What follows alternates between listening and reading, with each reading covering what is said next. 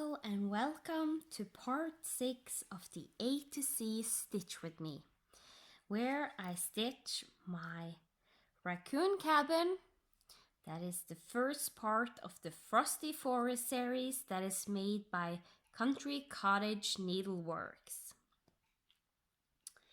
So far we have gotten most of the one stitch border frame done. Need to go down here and find the edge and go over. That is all that is missing on the outer border. And we have started this tree over here. That is this tree. And this little square at the top is the top here on the house. So the white is just a white DMC or blanc. The brown at the top here and in the tree is DMC 869. And the green one you can see is parked right here is 469 DMC. So I'm looking forward to we get to this darker part of the roof, because then we are going to use this skein, and that is a gentle art sample thread in the name Pecan Pie.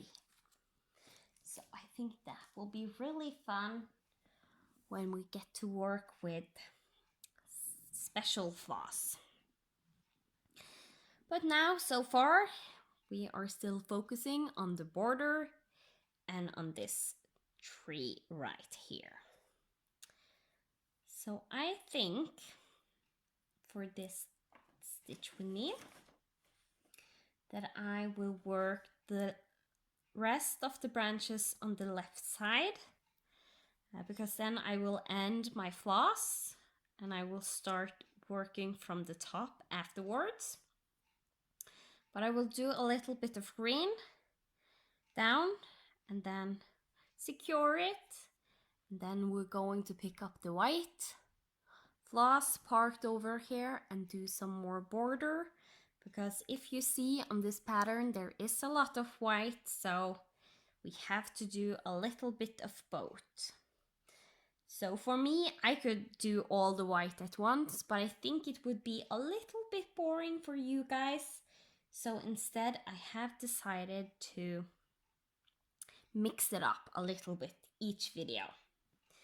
So this one is stitched on a 32 count pearl gray Belfast linen.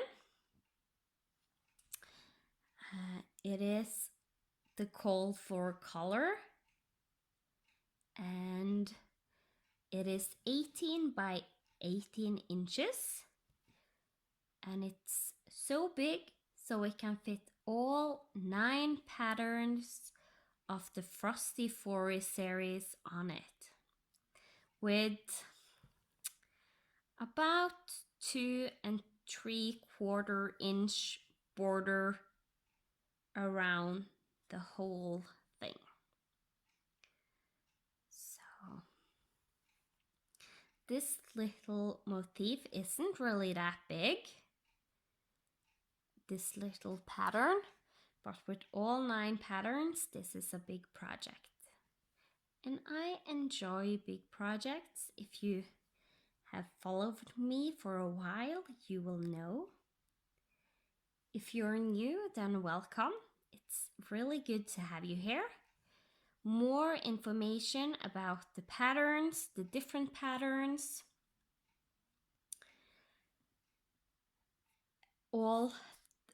in the first episode, I show all the patterns in the series in the parts they are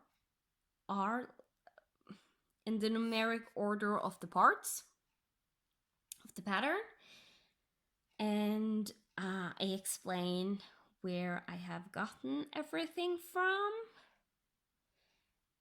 And just a little bit of info. So I would recommend you to go and check that out if you are wondering. So, and if you wonder why I stitched the way I stitched the branches or the pine needles on the branches, because I think this is a pine tree, then go and check out A to C Stitch with Me number 4 if you haven't already seen it, because then I explain step by step why and how I stitch the branches to the best I can. I will always try and explain the different things I do and why I do them the best I can. But with me being Norwegian, English is my second language, so it's not always easy to speak as well as I want to. There is just some words I don't know and sometimes forget, so I will just try and explain around the words I am missing in my vocabulary. But so far I hope you enjoy, because I so far love this series. This is so fun to do. And this pattern is a true joy to stitch. So far I love it. Luckily I don't hate stitching with white, but I think maybe you should think twice about starting this pattern or this series of patterns if you do not like to stitch white, because there is a lot of DMC white used, just as you know. But if you can handle the white even though you don't like it, and you think this looks like a really fun pattern, then maybe you should try it out, because I think it's a really fun pattern.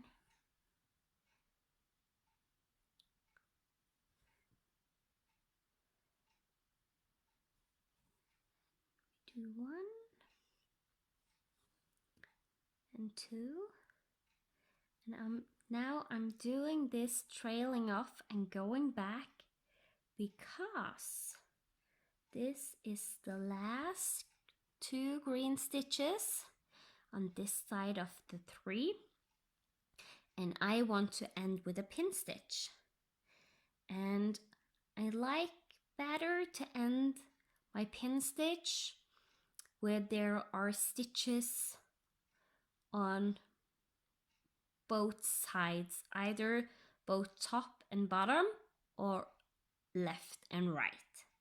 So this stitch has a stitch here and a stitch under it, so I will want to try and pin stitch on this stitch. So I want to end my floss there. That is not something you have to do, that is just my preference to make sure that you can't see the pin stitch. So doing the pin stitch where there is an X, it's possible, but I still struggle a little bit doing it, because you kind of like need to use your needle to push away the X you made to find the center hole. Like in a X doing 2/2, you have like this center hole that is not stitched in, because you go from here over this one and down here, and from this hole over the middle one and down here.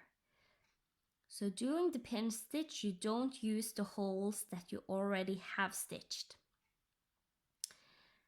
So I need to push the stitch I have to find the center hole to go down. And this actually was a lot easier on linen than on Aida, because you can also do this pin stitch on Aida.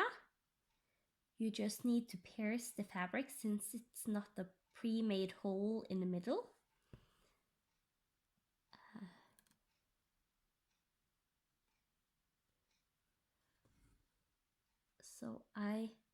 So I basically came up in this stitch. I came up in the middle, up at the top middle, down in the middle, then I came back up at the bottom middle, and then back down. And now I am going to go up at the top middle where I first did come up with my pin stitch. And I'm gonna pull the floss. You can see even the fabric moving a little bit up, and hold it very tight. Take my floss and push it. I try and have as little of a gap between my scissors, the edges of the scissor, and I push down as far as I can while pulling up the floss and cutting. And as you can see, now the pin stitch disappeared, because I'm basically cutting so close to the fabric it will not stick up, so I don't have an end that stick up of my fabric. So that was how I did it. It may sound very difficult how I did it, and it may look difficult because I tried to do it as slow and try to explain it as best as I could while doing it, but it actually was pretty easy. And as I said while doing this, ending a pin stitch under a stitch on linen, and I think also most likely even weave, it's much easier than I did on the Aida. So this was super easy. I was a little bit scared at first to do it, because I knew on Aida that it's difficult. It's not impossible, it's just a little bit more difficult.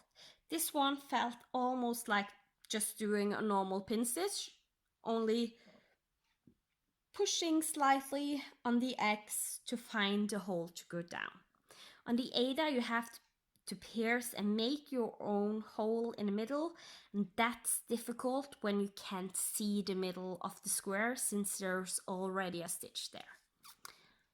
Leftover floss that I have used, so it's not cut to the length, the measured length, I wrap around the hole in the bobbin as you normally would on a floss card, and just wrap it around, because that way I know I can use this, because I don't want to waste floss. But I know don't use this floss if I'm doing blended, because this one is not the correct length. And sometimes if I don't have the ruler with me, I will cut the length of floss anyways if I need it, and then I just wrap it around here as I did this one, because I know that it's not the measured length of floss. So now let me get you a little bit closer down here. So I'm making sure if I pass this corner that you still can see me stitching. Because last episode I ended up twice stitching for stitching out of the camera. I thought that when I started I was in the camera, but the length was so long that you disappeared. And I really thought that the distance on the camera would be enough, but it's this this pattern is just slightly too big to get everything in camera at once. But I will try in the end and just move my tripod a little bit higher up so you can see everything we have done in its beauty. So now we're gonna stitch down this border. For now, I am just going to eye it where I need to, how far down I need to stitch.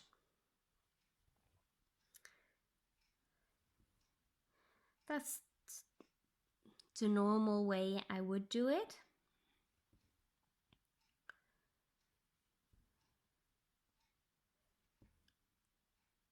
Just because I don't want to count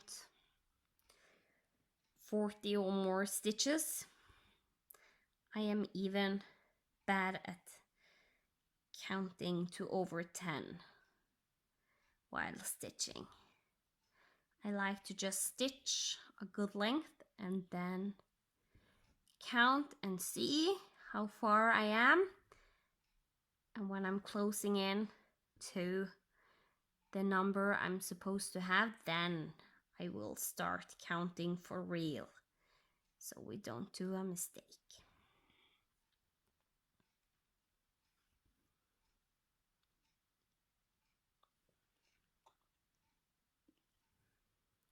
And the stitch count on this pattern, I don't think I have said that. It's actually 65 by 65 stitches. So 65 stitches wide and 65 stitches high. And the approximate size of it all is 4 inches. So 4 inches from top to bottom and left to right. And if you're good in math, you know that that will be approximately 16 inches in the whole surface that it covers. But it don't cover all of it since this is not the full coverage.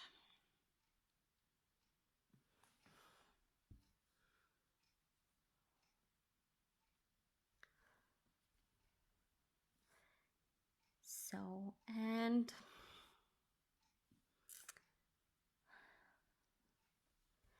right now I don't have that much to talk about, but I don't want to put you over to music just yet, since we're soon are going to count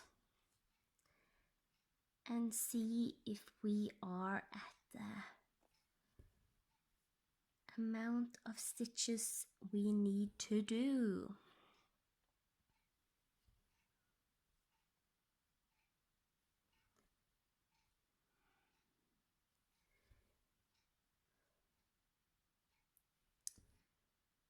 So I hope you all are having a good day so far, or evening, afternoon, night, whenever you see this. I am actually having a really good day. Time for myself and my stitching. I can spoil that it is a Friday, and if you watch, can you see it on my clock? There is a number 7 in there, and it's because it's the 7th of December. And you might be watching this in February and be like, what? 7th of September? Yes, because I am pre-recording this series so that I will be able to make sure I will do it.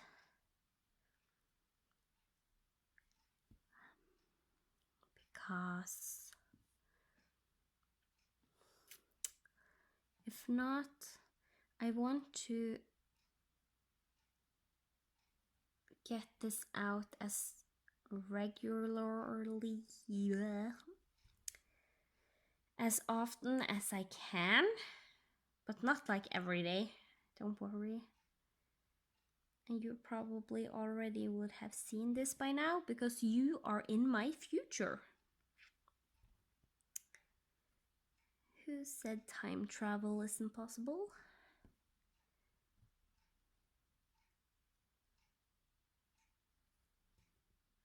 I am speaking to you from the past. So,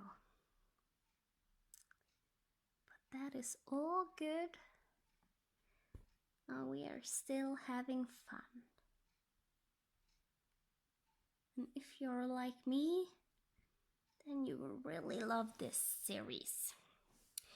And now we are going to do a lot of counting.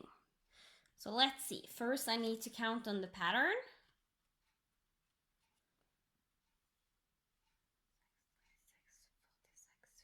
56, 57, 58, 59.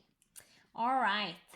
59 in Norwegian is the number 59. So let's see. The way I usually do the counting is I will lay my nail over, just let it slide over the X, going down and count. That way I usually, if I suddenly stop or something, I know where I am because I know I just need to continue counting with my thumb. So I'm actually counting more with the touching sense than my eyesight. Because my eyesight, I sometimes look at the wrong X while counting. So I will try to do this and at the same time make you follow with the camera. So I'm gonna count in Norwegian, just as you know, because or else I might mess up. 1, 2, 3, 4, 5, 6, 7, 8, 9, 10, 12, 13, 14, 15, 16, 17.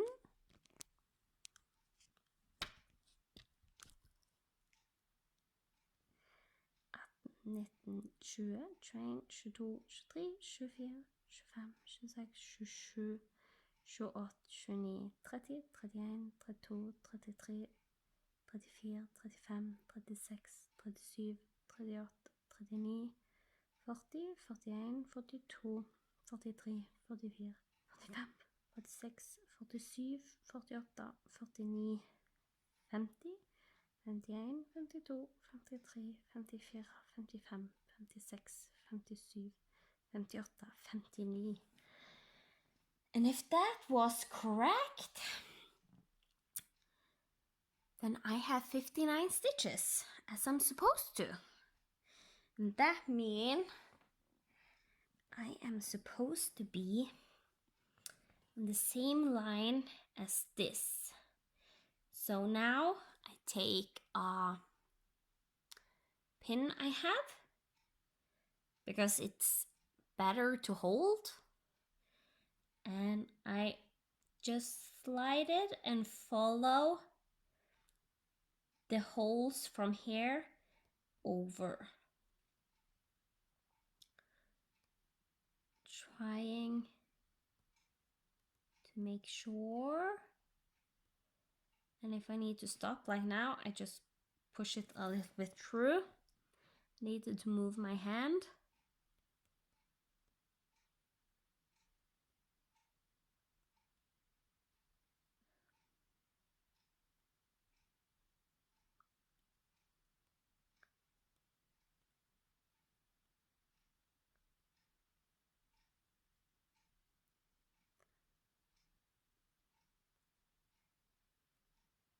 And it matches. So that is my way of double checking. So So if this side is wrong, my double check will end up making this side wrong. But if I counted correct here and I counted correct when doing this side and this matches up, it should be correct. And that means we're going to have a little jump right here. And make a stitch. Then make a little stitch under. And two.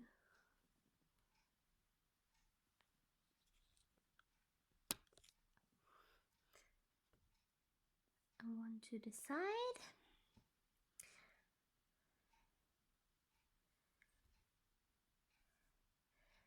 Clap your hands twice, and if it sounds like this, you're doing it right. And that is Mambo number 5, if you're wondering. And yes, that is my song because my name is Rita, and he is actually singing about me in his song. I don't know if that is a good thing or a bad thing, but my name is mentioned in that one. So when I was a little bit younger and was partying a lot more, everyone turned that song on when I got in the house.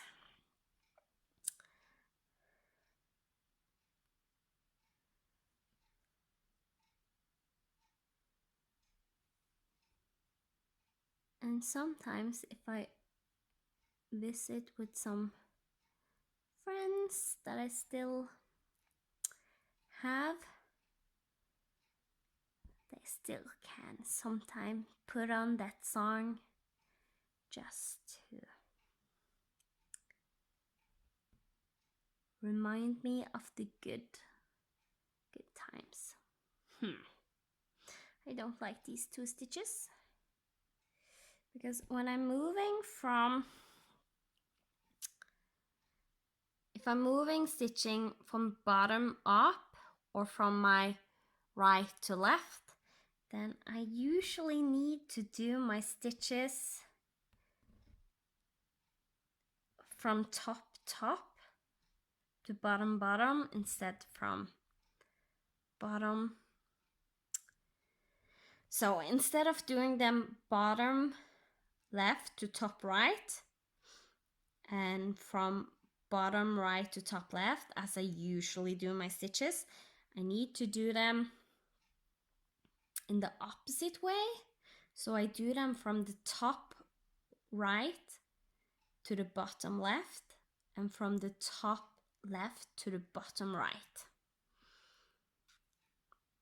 And I have a few projects where I work my way up where I will stitch that way.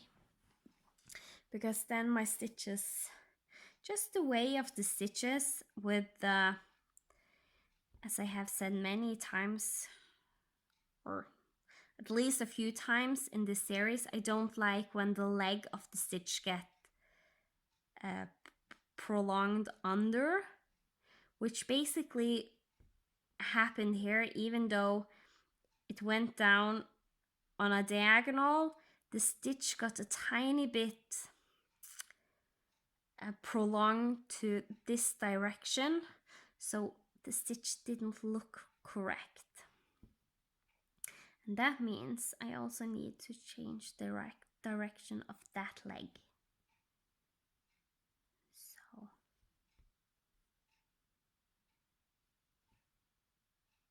and now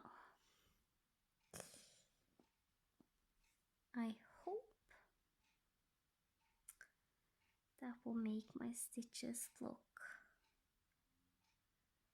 a little bit better, and I need to remember to jump.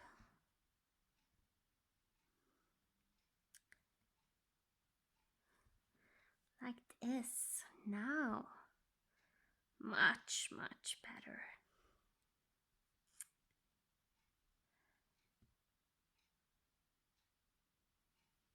So So now you're basically looking at the normal way I stitch if I stitch from bottom to the top, or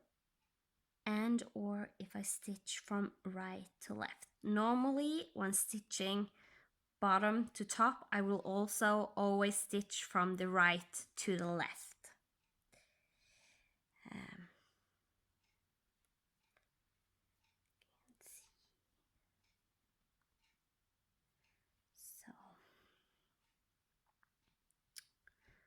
But usually I start at the top left corner and work my way down, and then I will work my way from the left to the right in the direction you read, basically. So, and I think I will end off this floss with a pin stitch. And a pin stitch I do on this line, since the stitches doesn't have any stitches above or under. I do the pin stitch from left to right or right to left.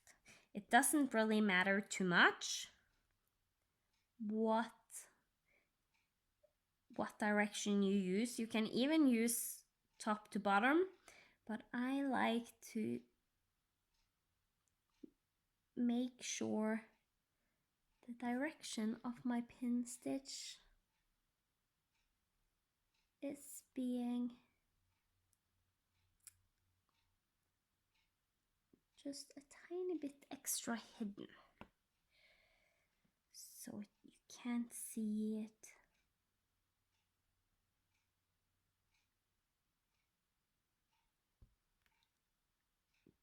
So you can see it, because it's just something weird in my head. If I was to do the stitch from here and down to the middle and from here, I'm just afraid I would see it. I know you will not see it. I have seen a lot of people just do the pin stitch the way they want, as long as it will be covered up of a stitch, that is fine. But in my head, I just like to be 110% sure. So I'm doing it that way just to have that extra bit of security. Let's see.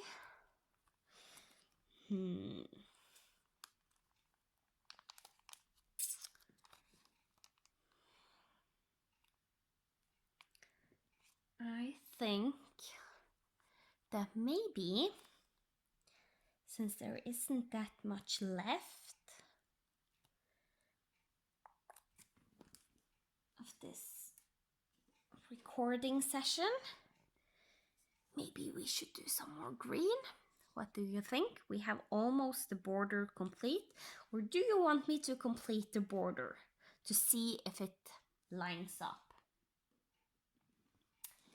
And you probably are answering me, but since I'm in your past, I'm sorry, I can't hear you. So I will decide for you. And for me, the most exciting part right now is seeing if the border will line up. If my double counting actually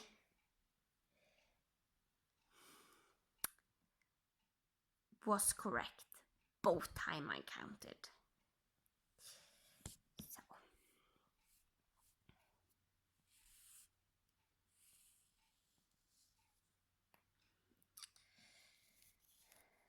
And this white I have in a floss away bag.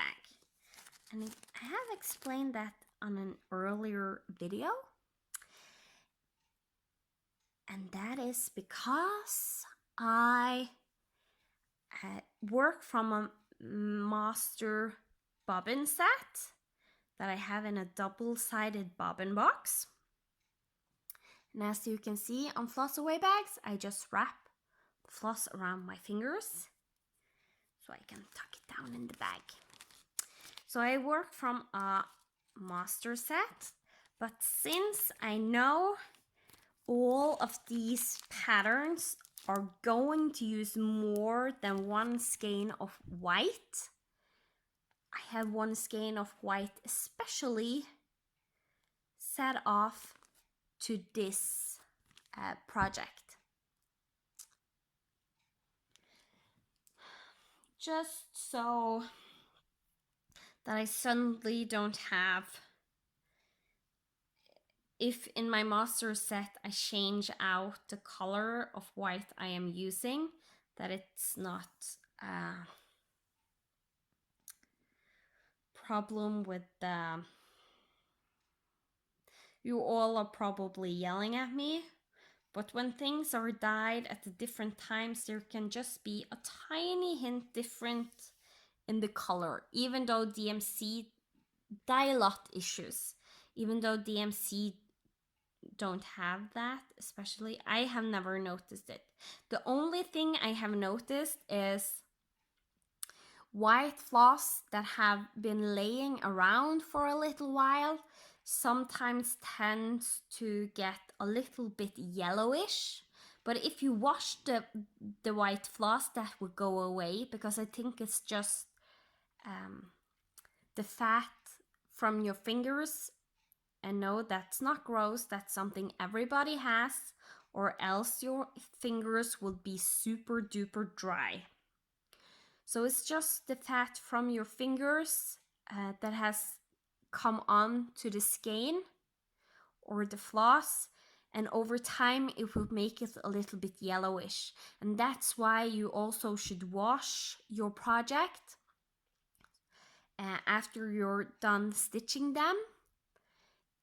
If you do not use special floss, or if you think you can wash if you don't think the special floss will run, but if you're afraid the floss will run, then you should not wash it because it might run. But normally you should wash it, or else it can become a little bit yellowish, especially noticeable on the white. So skeins I have had laying since I was little. I wasn't good before on having like a master set when I was little. I would have like the skeins I used for a project in that project often kitted up. So now that I have collected everything and made a real stash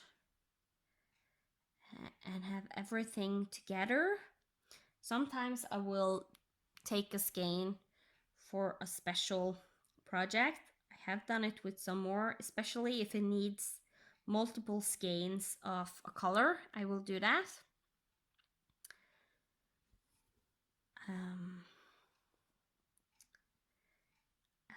I have noticed the old white ones, skeins of white I had laying around still in the little plastic project bags I had my projects in, was becoming a little bit yellowish.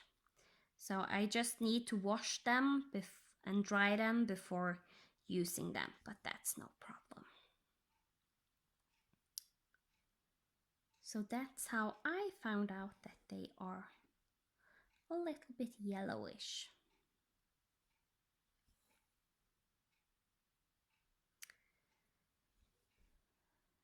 So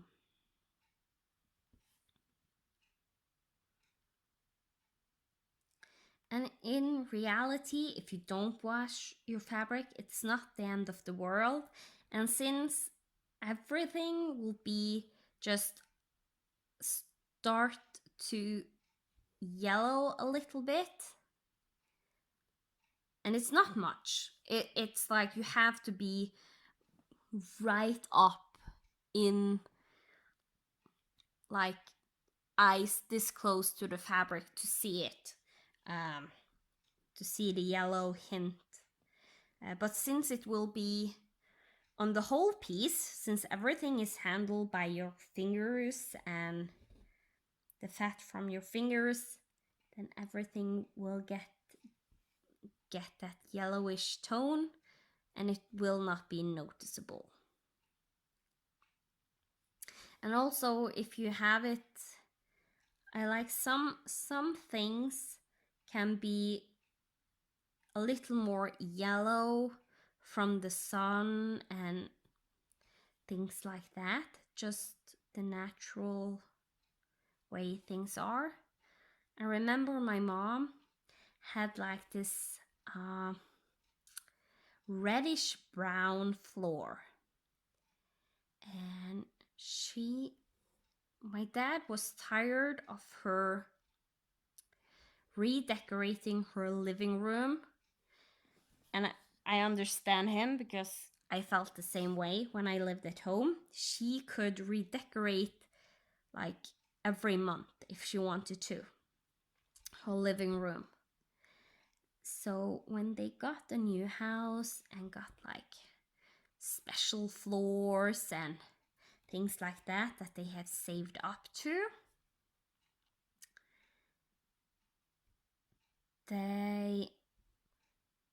my mom got banned from moving her furnitures.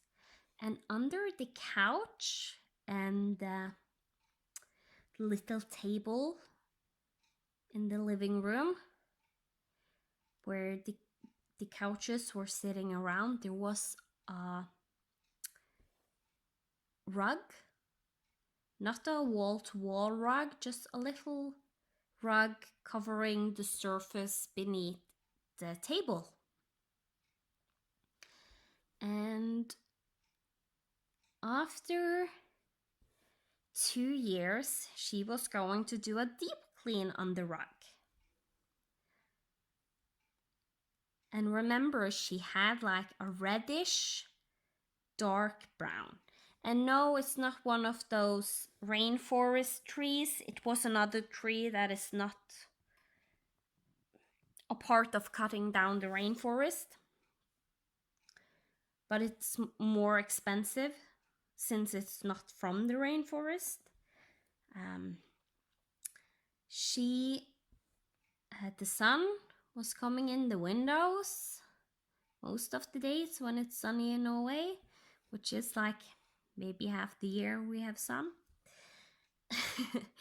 And she had to move the rug to get a deep clean on it because she was taking it to a place where they clean like rugs or dresses and stuff like that for you. They have special machines and things to do a good job. She had to move the rug. And suddenly we realized that the floor that was noticeable, that didn't have a rug covering it, was looking really yellow instead of the part where the rug had lay, because the rug had protected from the sun. So it was really red, and we all were like, wow, was the floor really that red when we got the house? And it was. So my mom actually got really happy because she got permission from my dad to rearrange the living room. So the spot where there was a deep red color now would get a little bit more yellowish with time. And just after a few months, you couldn't see the difference, in all honesty, because my mom and dad knew that the floor would yellow up a little bit, not be as dark red when they bought it. They had gotten that notice from the carpenter. So they knew. it was just a very special thing to actually see for yourself how big of a change it was. So my mom got to rearrange her living room for, I think it was about half a year, and then they rearranged it back to the way it was. Because my dad really liked the way it was. He had used ours when they were buying the house. It was a new house that was being built. He was planning everything out. He was involved with the builders in the building process, and saying that he wanted things like this and this. So because I have a sister that is sick, she is both mentally and physically reduced. That includes that she is not the normal height. She's not a short person. I don't really know a word that it's not offensive, so I hope saying a shorter person isn't mean.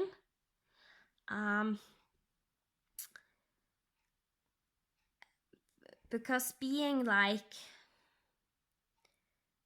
a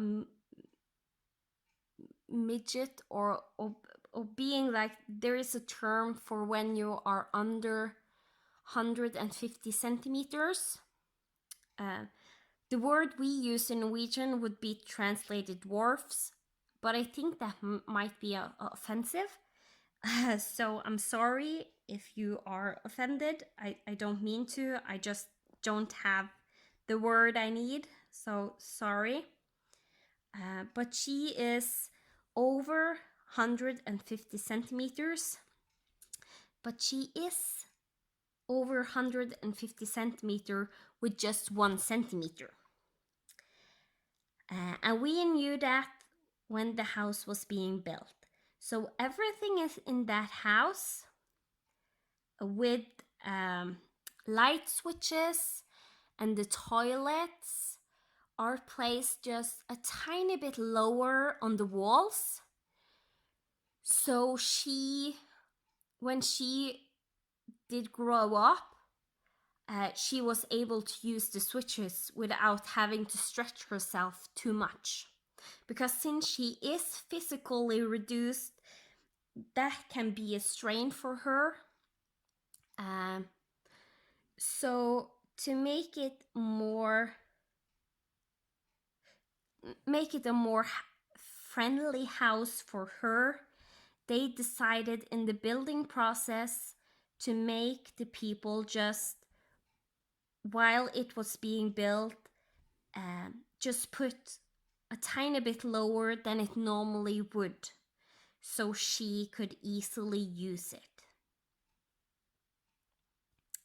So, and actually, if you are a short person like me, I'm not like under 150, but I am still short, having the toilet seat just those few centimeters lower on the wall actually is much more comfortable sitting on the toilet. That is something I miss now that I have my own house where we have the toilet at the normal height. So yeah, that's a fun fact for you. And things like in the shower, even the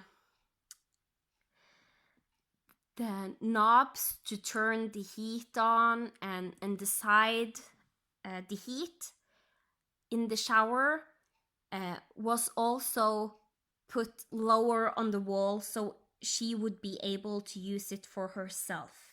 So she would be able, with time, to shower. And the reason I am speaking she would be able is because when we built the house, she was 12 years. So my mom and dad had gotten an approximately estimation of how tall she would be before she would stop to grow. So at the time when we built it, it still was a little bit too high for her, but not much. She could reach everything fine if she just stretched a little bit, but when she got around 15 years old, she stopped growing, and then everything was the perfect size for her. So that was a really kind thing my mom and dad did for her. So, and now that we are closing in to this edge, now it looks like I'm gonna hit. But here in the start, it looked like it might not match. And in all honesty, my stitches look a little bit more bulkier here than here, but it might, yeah, the fabric is tighter here than here, so that is most likely affecting that. Or it's just me stitching a little bit loose when talking. I don't know. I feel I'm doing the same thing. So let's see. If it is, then I maybe should think about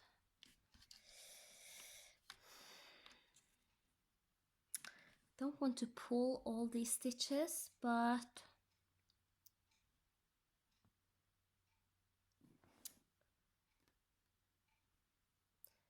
I think maybe I need to do it because it doesn't look quite right.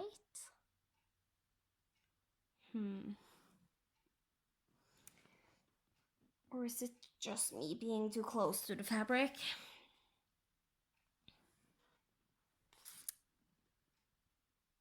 I think maybe the problem can be this. This stitch got a little bit too tight when doing the pin stitch. So I think maybe that is the reason it looks...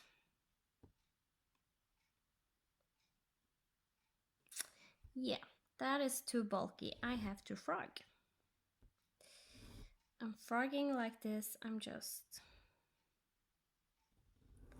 taking my needle out and pulling the stitches. But now we know that it will come together even though I didn't stitch it together. So that is nice to know.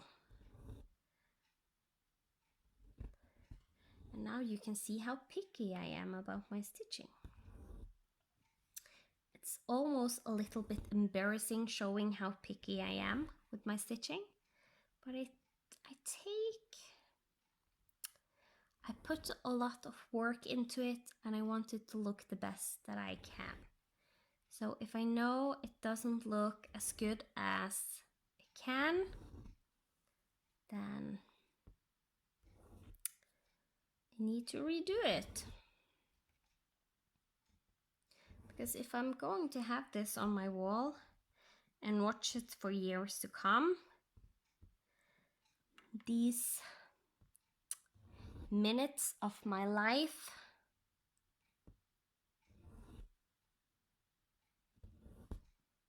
will not be the worst thing that has happened. And maybe you're like, no, don't frog. Why would you do that? I think I'm not agreeing with me. Or maybe you are like me when stitching and being like, yes, I would do the same. Because as stitchers, we sometimes are a little bit different. And you can see it goes pretty quick doing it this way.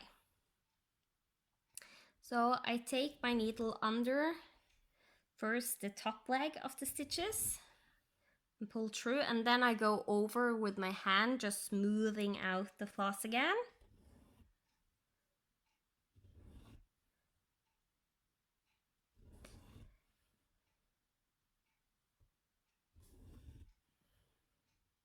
And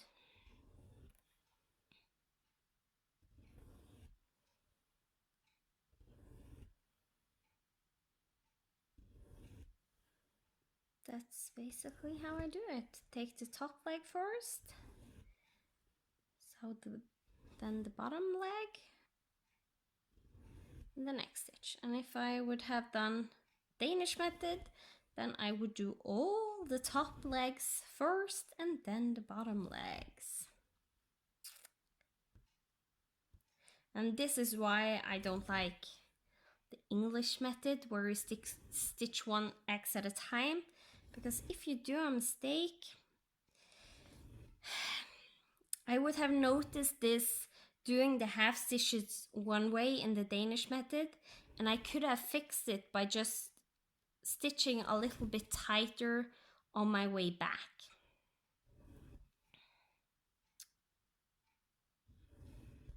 And at the end here, where the one stitch is a little bit too tight, I would just have done an extra leg on the top over that stitch, just to make it look correct on my way back. So I normally then wouldn't need to frog, but since I'm doing one X at a time, I need to frog now. But that is my own mistake, and it's not the end of the world. And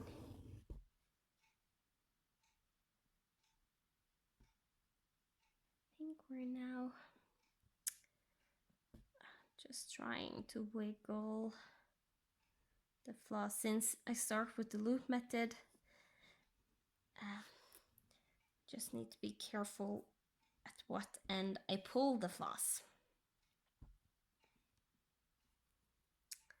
So, and actually those two stitches, I think maybe I will do a half stitch over both of those, because they look, it looks like maybe I was just a little bit too frugal, if there is such a thing, with my floss. So I'm just stitching the top leg again on that stitch. I actually did 3 stitches, but oh well.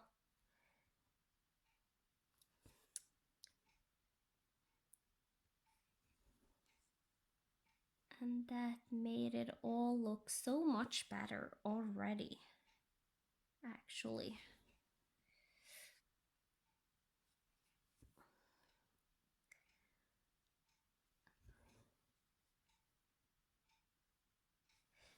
This stitch, I just need to pull it a little bit tighter, because there is where I have the pin stitch, and it can make the X just seem a little bit bigger.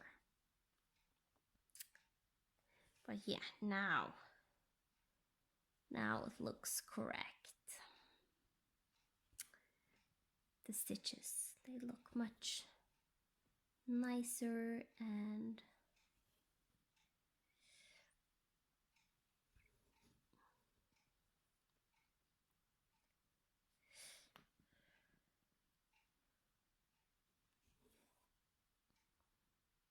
normal.